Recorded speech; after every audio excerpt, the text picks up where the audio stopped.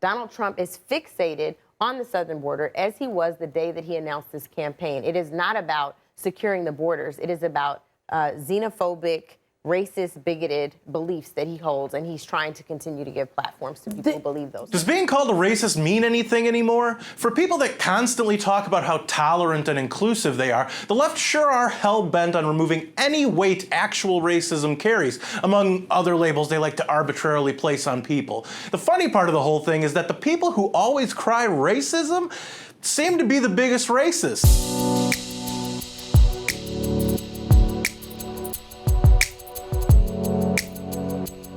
Hey everybody, thanks for joining me once again here on MRC-TV. I'm Nick Kangadis. Among all the other buzzwords the tolerant left uses to denigrate people they don't agree with, asking the question of whether being called a racist means anything anymore is an important one that people, no matter their political persuasion, should be asking themselves. Think the boy who cried wolf. If you say something is awesome or epic or amazing to someone, and the actual thing you're talking about doesn't live up to the hype, and then you keep overhyping things to people, those people eventually aren't gonna believe you. You might even lose a friend or two. The same goes for labels like racist, sexist, bigot, Nazi, white supremacist, homophobe, transphobe, xenophobe, Islamophobe, and any other phobe or ism you can think of. By the way, I've been called most of those things, and all I can do is sit back and try not to let water shoot through my nose from laughing too hard. And you know why? Because these people don't know me, and the left typically doesn't personally know the people they constantly label either. I know that I'm not any of those things, and I'd like to think that I know myself. Hey you.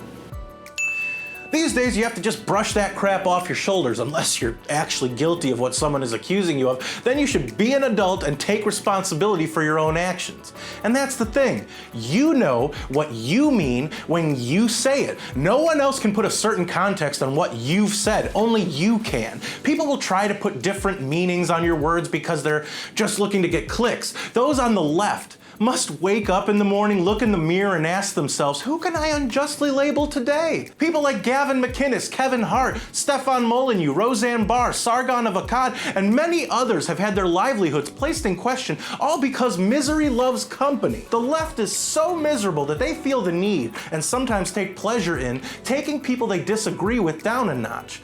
I feel really bad for stand-up comedians who might say perceivably controversial things but are in reality just trying to make people laugh. Can some things be said in poor taste? Absolutely. Is it up to others to interpret what the person who said something in bad taste meant by what they said? Absolutely not. You are entitled to your opinion, and I wholeheartedly believe in anyone's right to say what they want in response to something. But those people need to remember that it's also the person's right who said the questionable thing to say what they're saying as well. You know when I call someone a racist or any other label? When they're truly guilty of whatever label has been affixed to them. As they typically do, the media, politicians, the Hollywood elite, athletes, SJWs, and a good portion of college indoctrinators have ruined people living their lives as they see fit.